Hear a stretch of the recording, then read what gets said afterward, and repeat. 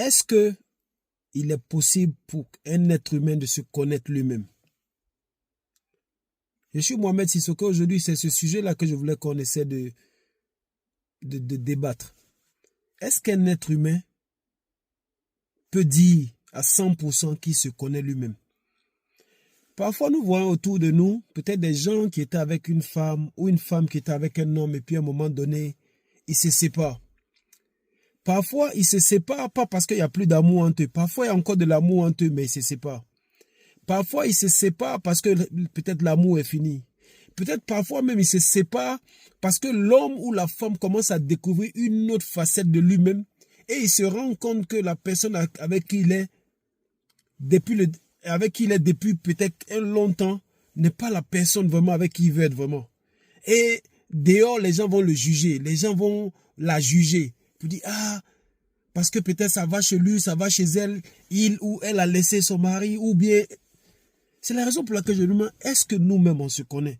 Parce que parfois, même quand tu regardes tes enfants, tu les vois grandir, tu vois un certain comportement en eux, et à un moment donné, cet enfant qui avait un certain comportement, tu te disais, de toute façon, il se comporte, voilà, lui là, comment il va vraiment partir. Et puis, il change de direction. Il va dans une autre direction où tu ne t'attendais pas. C'est comme nous aussi. En tant qu'adulte, ça nous arrive aussi. Tu es là, peut-être tu es quelqu'un qui a toujours été quelqu'un qui aime faire un certain genre de truc. Et puis, ton esprit s'ouvre à quelque chose d'autre. Et ta façon de penser change. Des valeurs que tu avais peut-être changent. Et nous savons que quand tes valeurs changent, tes décisions aussi vont changer. Et quand tes décisions changent, tes actions aussi changent et tes résultats aussi changent. C'est la raison pour laquelle je veux que chacun de nous médite là-dessus.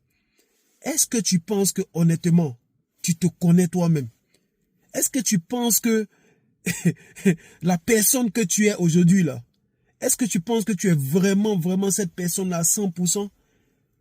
Penses-tu que certaines autres expositions à d'autres choses peuvent t'amener à découvrir une autre facette de toi? C'est vraiment quelque chose que j'aimerais qu'on médite là-dessus parce que parfois on se retrouve comme si on est dans une cage. Et lorsqu'on découvre une autre facette de nous, lorsqu'on découvre peut-être ce que nous sommes vraiment, on commence à être en conflit avec nous-mêmes. Je ne dis pas que c'est mauvais ou c'est bien, mais juste en train de seulement me poser la question, est-ce que Mohamed, tu te connais toi-même? Toi qui m'écoutes aussi la question, est-ce que tu te connais toi-même? Bonne réflexion et bon début de week-end. Peace.